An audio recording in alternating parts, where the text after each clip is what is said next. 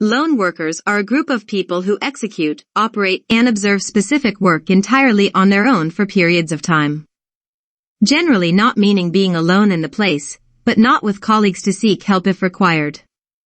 So in addition to usual hazards and risks of their own tasks, they may face greater risk from these hazards as a result of being alone, and causing harm as they may not have anyone to help or support them if things go wrong. In these situations, lone working may demand additional precautions to protect the individual, as we will discuss in more detail later in this video. Jobs considered as lone working.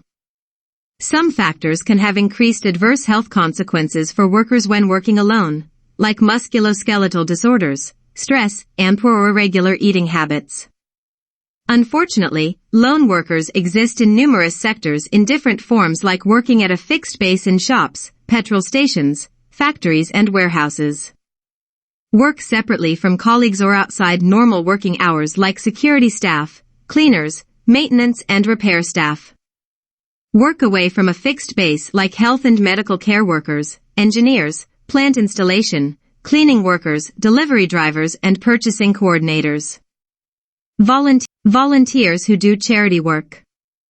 Also, take into account that part-time jobs necessarily require attention, along with independent contractors and freelancers who are exposed to specific road risks for work-related journeys, and equally, drivers who experience long, unsociable hours, high physical and mental demands.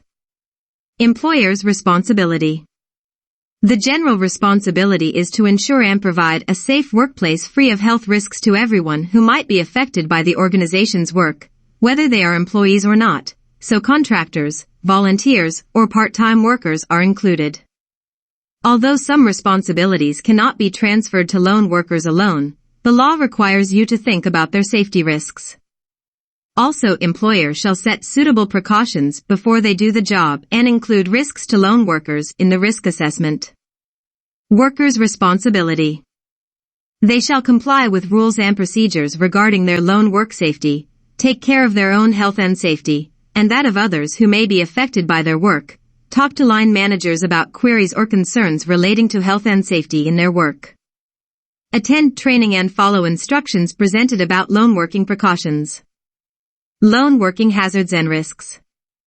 Hazards and risks that result from lone working can be different from that of other works, since lone workers are a group of workers who are especially vulnerable in certain instances, so things might be considered in ensuring lone workers are not put at risk, such as the manual handling, inconvenience of the medical suitability to work alone, lack of training, poor levels of experience, poor monitoring and supervision, or a trainee.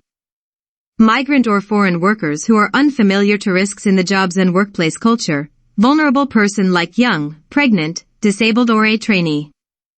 High-risk activities or limited to few numbers of workers, like confined space, near exposed live electricity, in diving operations and explosives or fumigation. Poor environmental conditions, like rural or isolated area, visiting people at their homes or premises, frequently require working outside normal hours, and poor means of communication and a way to call for help. Work-related stress levels and their mental health, like bad relationships with colleagues and lack of provided support from managers.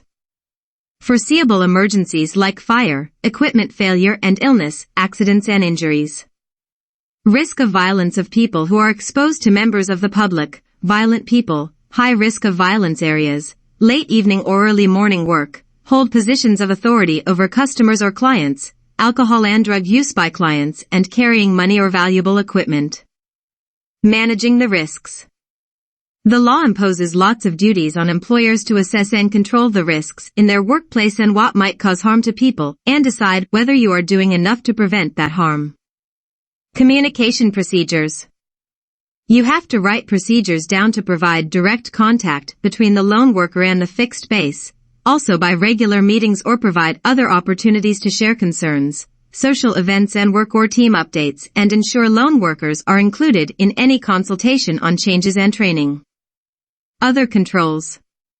Reduce work-related stress by monitoring behavior for an employee and recognizing abnormal behavior or symptoms at an early point. Provide nearby support from a colleague means that lone workers may be able to prevent violence incidents. Provide training regimes to help worker recognize situations where they may be at risk and to take appropriate steps to avoid or manage the risk. Good design of the work environment by avoiding being isolated. Providing equipment to raise alarm in an emergency. Consider lone workers' first language by ensuring clear communications, especially in an emergency. Provide supervision to identify and handle health and safety issues, especially for lone workers who are new to a job, undergoing training, doing a job that presents specific risks and dealing with new situations.